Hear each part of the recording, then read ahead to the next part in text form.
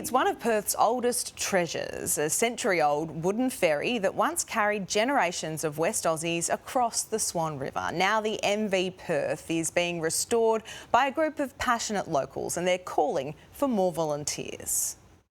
Once the belle of the Swan, MV Perth, the link between the city and South Perth, long before the Narrows Bridge.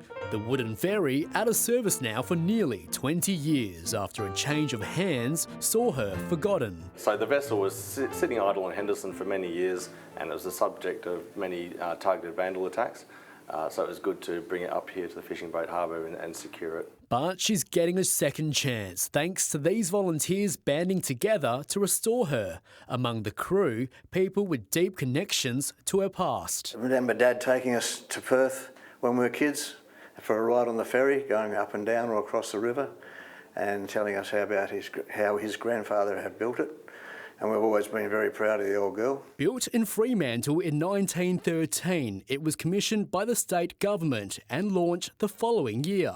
She was first powered by coal-fired steam, switching to diesel in the 50s. A double-ended design meant she never had to turn around, straight across, then back again. Hard to believe now, but this 31-metre ferry once carried 500 passengers at a time.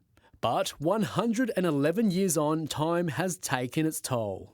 Plans now to turn her into a floating museum, running heritage cruises. In the 80s it was let go, but the federal government funded a restoration then for the America's Cup. MVP Perth's port of call has been here at Success Boat Harbour for nearly 2 years. Volunteers want her back on the water after restoration is complete, right in time for the WA Bicentenary in 2029. So far, the emphasis has been on ensuring that the vessel is watertight and sound, and then we'll be moving on to understanding how it needs to be restored and what it will look like going forward. This vessel should never be allowed to disappear.